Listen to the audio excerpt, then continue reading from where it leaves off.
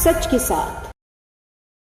नमस्कार, city Varanasi live में आप सभी का स्वागत है। मैं हूं ममता चौरसिया। आइए नजर डालते हैं आज की हेडलाइंस पर। ज्ञानवापी प्रकरण पर काशी के संत समाज भी आए आगे। उपासना स्थल अधिनियम 1991 को तत्काल रद्द करने की उठाई मांग। कश्मीर में हिंदुओं की हो रही हत्याओं पर बजरंग दल ने जताया विरोध मार्च निकालकर सरकार से कठोर कदम उठाने की मांग। काशी विद्यापीठ में मजनुओं की अब खैर नहीं। विद्यापीठ परिसर में जगह जगह लगाई गई एंटी रोमियो शिकायत पेटिका। और विश्व साइकिल दिवस पर BHQ NSS द्वारा निकाली गई साइकिल यात्रा। और अब खबरें विस्तार से। ज्ञानवापी प्रकरण पर अब काशी के संत समाज भी आगे आए। लम्ही में आयोजित किए धर्म परिषद सम्मेलन में उपासना स्थल अधिनियम 1991 को तत्काल रद्द करने की मांग उठाई। ज्ञानवापी प्रकरण पर अब काशी के संत समाज ने मोर्चा संभाल लिया है। इस कड़ी में शुक्रवार को कथा सम्राट मुंशी प्रेमचंद के गांव लम्ही स्थित सुभाष भवन में पातालपुरी मठ के पीठाधीश्वर महंत स्वामी बालकदास के अध्यक्षता में काशी धर्म परिषद का सम्मेलन आयोजित किया गया। इसमें उपासना स्थल अधिनियम 1991 को तत्काल रद्द करने सहित 22 प्रस्ताव पारित किए गए।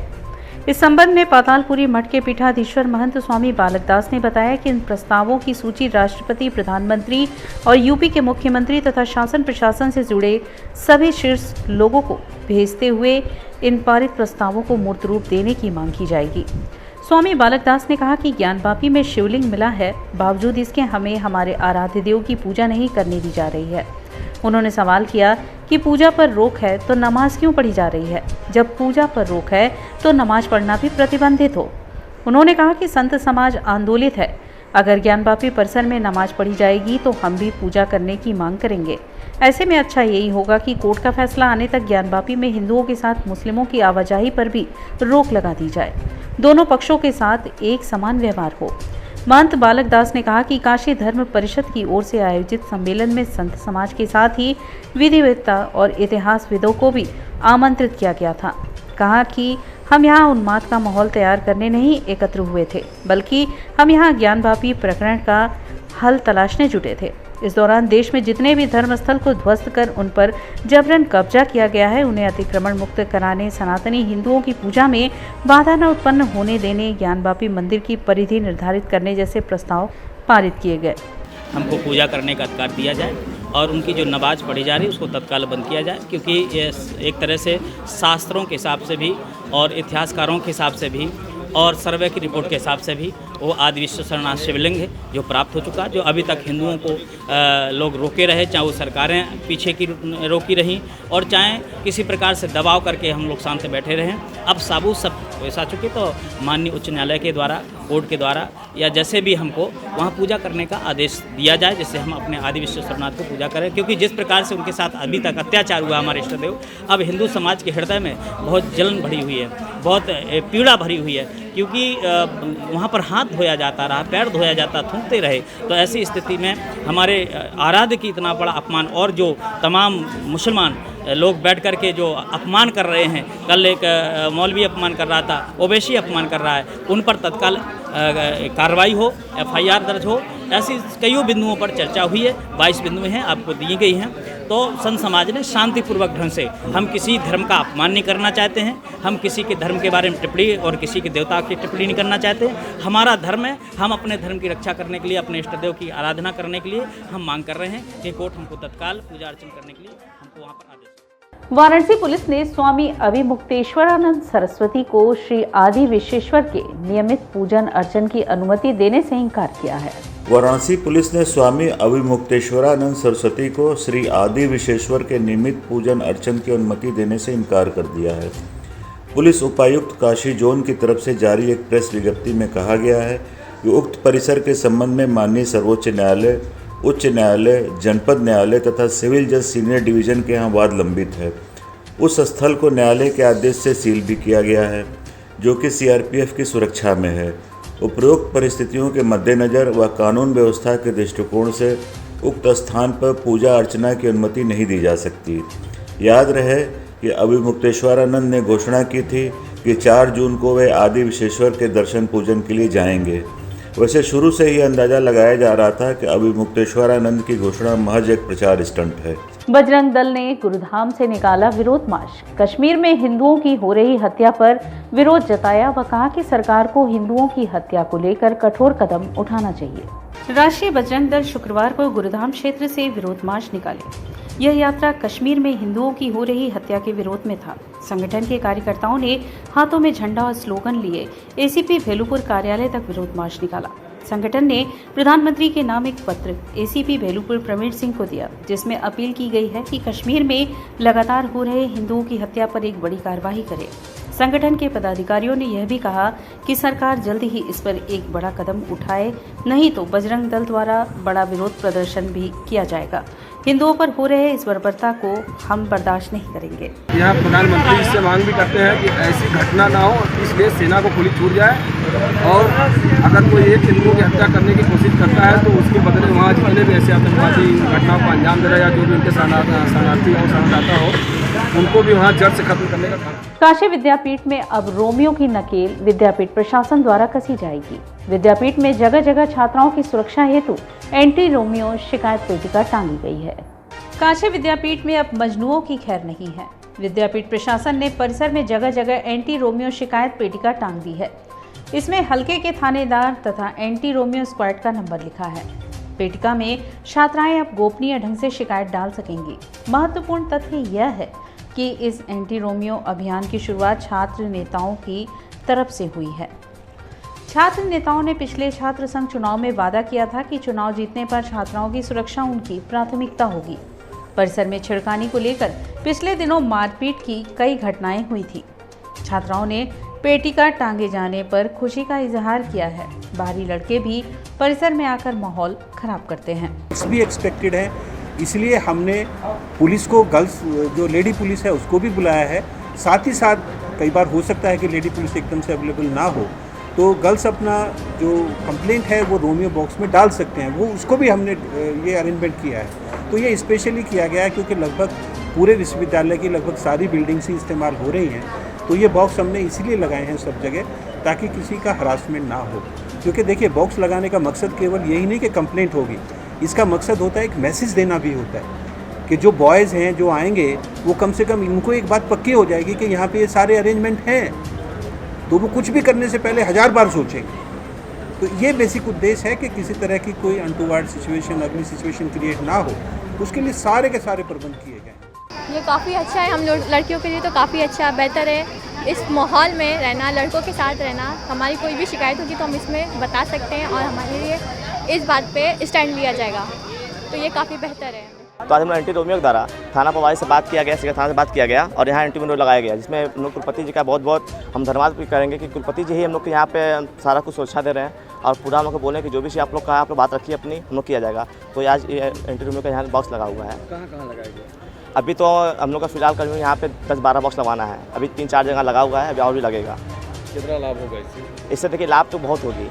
कम से कम जो मेरी यहाँ बहन जो यहाँ पढ़ रही हैं उन्हें सुरक्षित महसूस करेंगे अपने आप को। किसी दिन बोलेंगे नहीं, अपना जो भी चीज़ यहाँ पर लिख डालेंगे और एक दिन बाद उनको तुरंत शिकायत होगा, उन पर मुकदमा होगा और कार्रवाई की जाएगी। विश्व साइकिल दिवस पर बीएचयू एनएसएस द्वारा साइकिल यात्रा निकाली गई। बीएचयू परिसर से प्रारंभ हुई यह साइकिल यात्रा रानी लक्ष्मीबाई जन्मस्थली होते हुए शहीद उद्यान पर समाप्त हुई।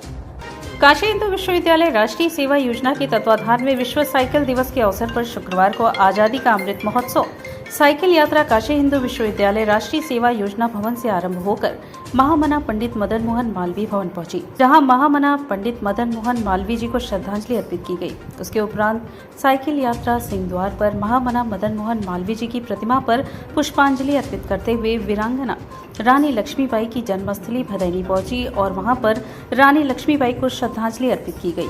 आगे बढ़ते हुए साइकिल यात्रा विजय चौराहे पर स्वामी विवेकानंद की प्रतिमा स्थल पर श्रद्धांजलि अर्पित करने के बाद शहीद उद्यान सिकरा पहुंची, जहां भारत सरकार युवा कार्यक्रम एवं खेल मंत्रालय के नेहरू युवा केंद्र द्वारा आयोजित राष्ट्रीय कार्यक्रम में हिस्सा लिया। साइकिल रैली में काशी हिंदू विश्वविद्यालय के कार्यक्रम समन्वयक डॉक्टर बाला लखेंद्र, डीएवी के कार्यक्रम अधिकारी डॉक्टर विनीता सिंह और डॉक्टर वंदना बालचंदानी के नेतृत्व में लगभग 225 स्वयंसेवकों ने साइकिल यात्रा में हिस्सा लिया। आज विश्व साइकिल दिवस है।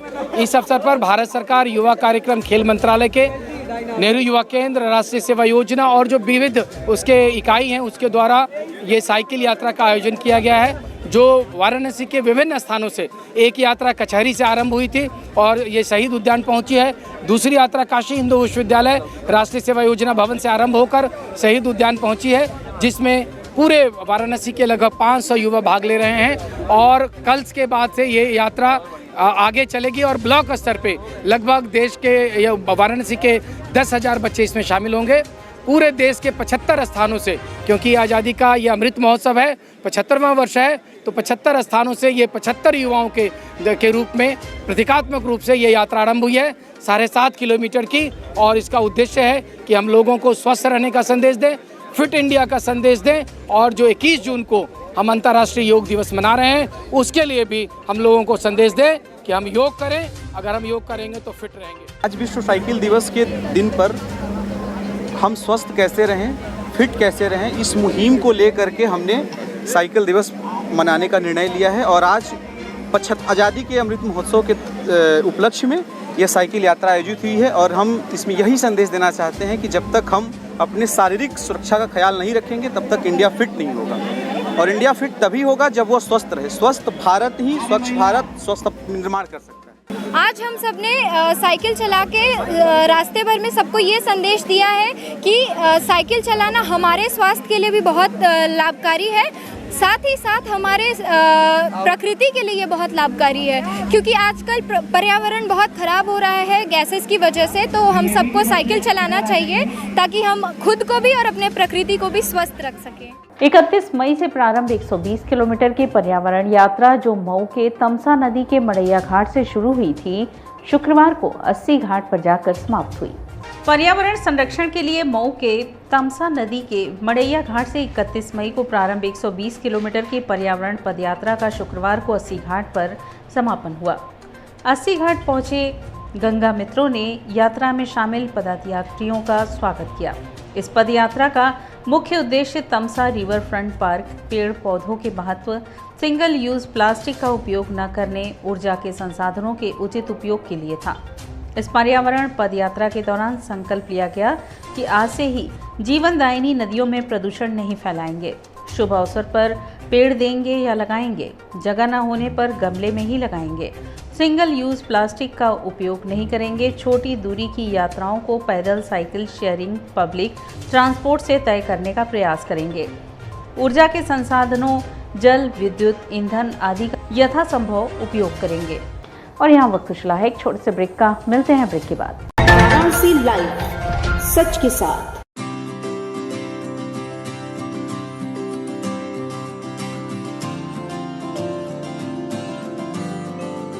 We know how to shine, we know how to rise. We are nurtured with the best, having fun and some rest. We are learning today, we will lead tomorrow. We are choosing our way, we're learning and play. We are creative, that is our motive. We are RS World School. We are creative, that is our motive. We are RS World School, RS World School. We just don't believe in learning, we believe in creative learning. We are RS World School. Learn today, lead tomorrow.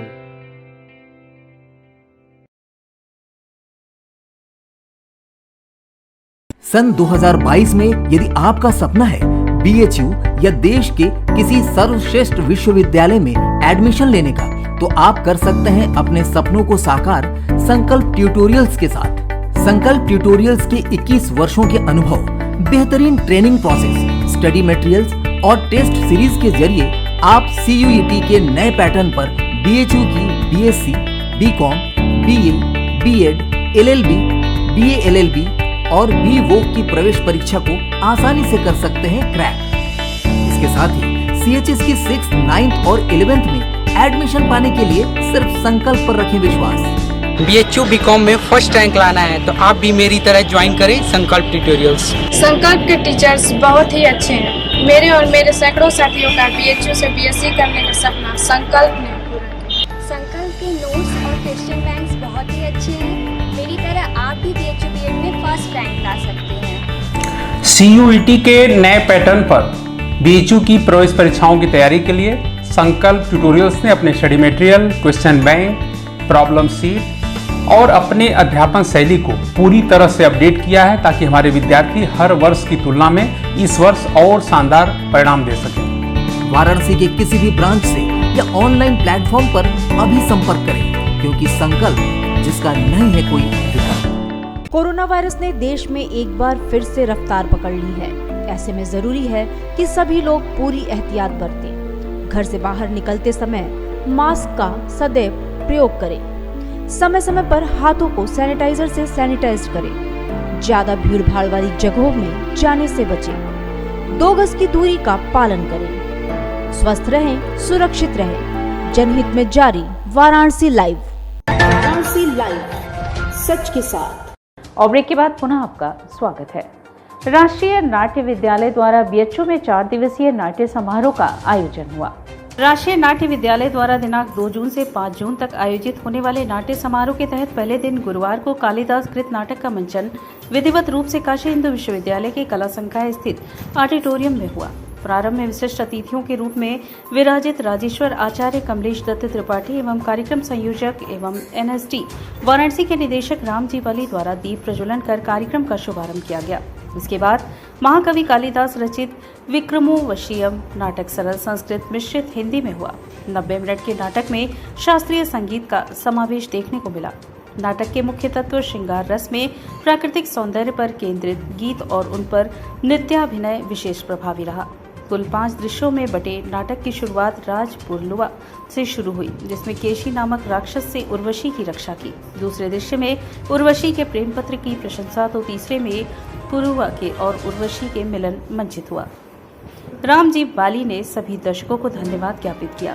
के नाटक को सीधे संस्कृत में न समझ सके तो उनके अनुदित रूप से कम उसकी महत्ता को समझाने का जो प्रयास है वह कम से कम अतीत से वर्तमान को जोड़ने का कार्य है, जो इतिहासकारों के कारण बीच में टूट गया था गलत इतिहास प्रस्तुत करने से। इन सारे सकारात्मक प्रयासों से हम अतीत के गौरव से जान सकेंगे कि हम कितने संपन्न कला भंडार से रहे हैं और वह स्तुत्य कार्य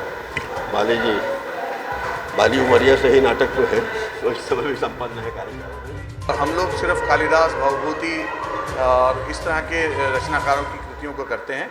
उसी श्रृंखला में इस वर्ष के हमारे विद्यार्थी महाकवि कालिदास का नाटक विक्रमोर्वशीयम कर रहे हैं और इसमें भारत अध्ययन केंद्र के संयुक्त तत्वाधान में हमने यहाँ आर्ट फैकल्टी में इसका मंचन रखा है। सीएम योगी आदित्यनाथ के जन्मदिन के मौके पर 5 जून को हिंदू युवा वाहिनी द्वारा रक्तदान शिविर का आयोजन किया जाएगा। मैदागिन स्थित गोरक्षनाथ मंदिर में 9 कुंडीय यज्ञ का भी आयोजन होगा। 5 जून को मुख्यमंत्री योगी आदित्यनाथ के जन्मदिन पर हिंदू युवा वाहिनी ने अनेक कार्यक्रमों की घोषणा की है। इसमें 9 कुंडीय यज्ञ, रक्तदान शिविर सहित भजन संध्या और भंडारा शामिल है। हिंदू युवा वाहिनी के महानगर प्रभारी मनीष मिश्रा, महानगर संयोजक सुनील कुशवाहा व अध्यक्ष अजय सिंह ने इस संदर्भ में प्रेस वार्ता कर बताया कि रक्तदान शिविर का आयोजन श्री शिव प्रसाद गुप्त महिला हॉस्पिटल कबीरचौरा में सुबह 9 बजे से 4 बजे तक व शेष कार्यक्रम हिंदू युवा वाहिनी के कार्यालय गुरु गोरखनाथ मठ मैदागिन में संपन्न होगा। योगी आदित्यनाथ के जन्मदिवस की पूर्व संध्या पर 4 जून को हिंदू युवा वाहिनी महानगर के 12 मंडल व सदर तहसील द्वारा शहर में विभिन्न कार्यक्रम आयोजित किए जाएंगे। इस कार्यक्रम के संयोजक सन्नी गुप्ता व कार्यक्रम के सह संयोजक सौरभ सिंह होंगे। बहुत ही बेहद भव्य तरीके से हम लोग परम पूज्य महाराज जी का जन्मोत्सव मना रहे हैं। 2 साल कोविड ने ले लिया, जिससे हम अपनी अच्छी तरीके से कार्यक्रम को नहीं कर पाए थे। इस बार सारी स्थिति सामान्य है, तो कार्यक्रम भी बहुत भव्य रूप से किया जा रहा है। हिंदू निवासी महानगर परिवार द्वारा प्रातः 6 बजे से ही 9 कुंडी यज्ञ होगा, जिसके संयोजक हर कार्यक्रमों के एक संयोजक रखे गए हैं और 9 कुंडी यज्ञ के संयोजक महानगर के प्रभारी मनीष मिश्रा जी होंगे। रक्तदान के कार्यक्रम का संयोजक सुनील अपने संयोजक हैं, वो उनके माध्यम से होगा। 2 बजे बटुकों का सम्मान है, वृक्षारोपण है। शाम को 5 बजे सुंदरकांड का आयोजन है, भव्य भंडारा है, सांस्कृतिक कार्यक्रम है, भजन संध्या है। कार्यक्रम जो है सुबह से लेकर रात तक चलता रहेगा। 5 जून काशी विद्यापीठ में जाप फेस्टिवल 4 व 5 जून को आयोजित हो रहा है। पीएम के संसदीय क्षेत्र में पहली बार इतना बड़ा फेस्ट लगने जा रहा है। कुलपति प्रोफेसर आनंद कुमार त्यागी ने पत्रकार वार्ता में बताया कि कुल 55 से ज़्यादा कंपनियां 2000 से ज़्यादा वैकेंसीज लेकर आ रही हैं। काशी विद्यापीठ में मेगा जॉब फेस्टिवल 4 व 5 जून को आयोजित हो रहा है। प्रधानमंत्री के संसदीय क्षेत्र में पहली बार लग रहे इतने बड़े जॉब फेस्ट के बारे में कुलपति प्रोफेसर आनंद कुमार त्यागी ने शुक्रवार को प्रेस वार्ता में जानकारी देते हुए बताया कि 55 से ज़्यादा कंपनियां 2000 से ज़्यादा वैकेंसीज लेकर आ रही हैं। अब तक पूर्वांचल के विभिन्न जनपदों से 4000 से ज़्यादा अभ्यर्थियों ने रजिस्ट्रेशन करा लिए हैं, जिनमें लगभग 2000 काशी विद्यापीठ के छात्र छात्राएं हैं। आयोजन के लिए 150 से ज़्यादा वॉलेंटियर्स तैयार किए गए हैं। प्रशासनिक भवन के सामने 16 हेल्प डेस्क बनाए गए हैं। जॉब फेस्ट के लिए रजिस्ट्रेशन अंतिम समय तक जारी रहेगा। देर से पहुंचे अभ्यर्थी भी हेल्प डेस्क पर रजिस्ट्रेशन करा सकते हैं। विद्यापीठ के विद्यार्थियों के लिए रजिस्ट्रेशन मुफ्त, जबकि बाहरियों के लिए 200 रुपये का शुल्क लगेगा। कम से कम 10 कंपनियां ऐसी हैं जो मल्टीनेशनल्स हैं, जो अलग अलग देशों में प्रतिभाग करती हैं। उनके कार्यालय जो है वो बड़े बड़े महानगरों में हैं। और उन्हीं कंपनियों से बेसिकली ये फीडबैक मिली थी कि बनारस रीजन के काफ़ी बच्चे उनके एम्प्लॉयज़ हैं, पोटेंशियल कैंडिडेट हैं, जो काशी विद्यापीठ में पढ़ते हैं या दूसरे हमारे पूर्वांचल विश्वविद्यालय में पढ़ते हैं। इसमें उसी फीडबैक को इस्तेमाल करके कंपनियों के साथ बातचीत की गई, तो उन्होंने यहाँ आने पे सहमति जताई। और हमारे जो स्टाफिंग सॉल्यूशंस हमारे साथ अटैच है मध्यम, उन्होंने भी इसमें एक रचनात्मक सहयोग दिया और सभी की कंफर्मेशन हमारे पास आ गई। ऐसा कुछ नहीं है, इसके साथ साथ 10-12 जो हमारी मल्टीनेशनल्स हैं, उसके साथ साथ कुछ लोकल कंपनियां भी हैं। और इसमें लगभग सभी सेक्टर्स की, टेक्निकल भी, जिसमें हमारे बीटेक के बच्चे एलिजिबल हों, एमसीए के बच्चे एलिजिबल हों, बीए के बच्चे, बीकॉम के, टूरिज़्म के, और सभी लगभग सारे डिसिप्लिन्स के बच्चों के लिए इसमें जॉब प्रोफाइल है। पर्वतारोही मनोज यादव ने उत्तराखंड के पंगचला पहाड़ पर चढ़ाई की। अपनी सफलता के लिए मनोज ने किन्नरों के आर्थिक मदद को सराहा।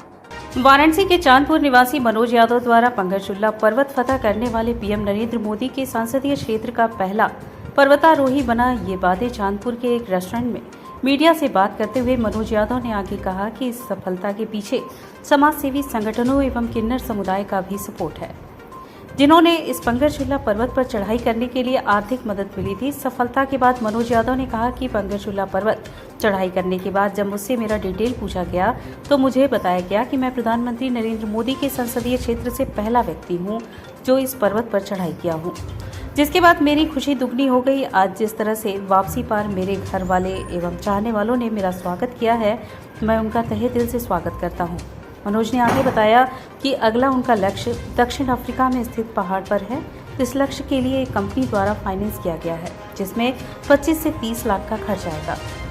मनोज यादव ने पंगचुल्ला पर्वत पर चढ़ाई के विषय में बताते हुए कहा कि 8 दिन का समय लगा, जिससे 1,35,000 रुपये करीब खर्च आया है, जिसको किन्नर, चंदा सहित अन्य लोगों ने मदद किया।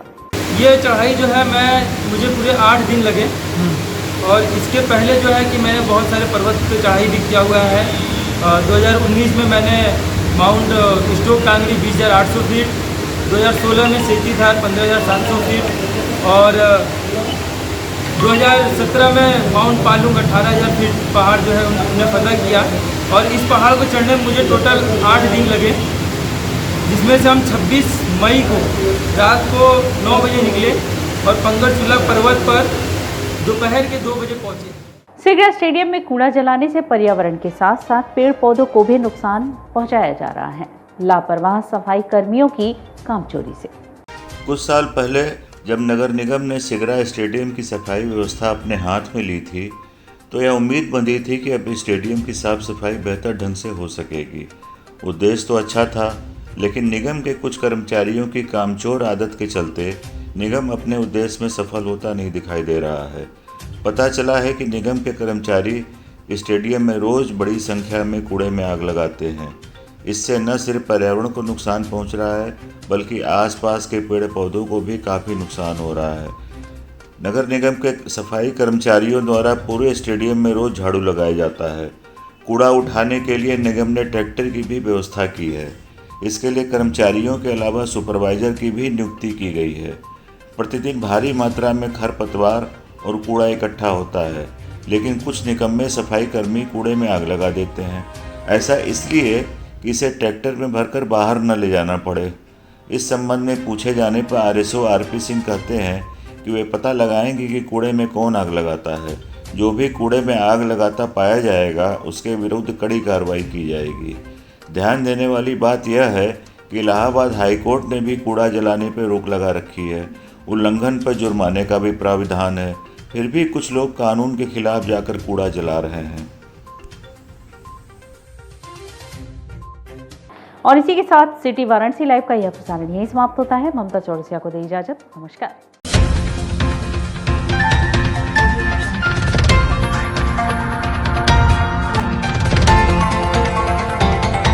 वाराणसी लाइव, सच के साथ।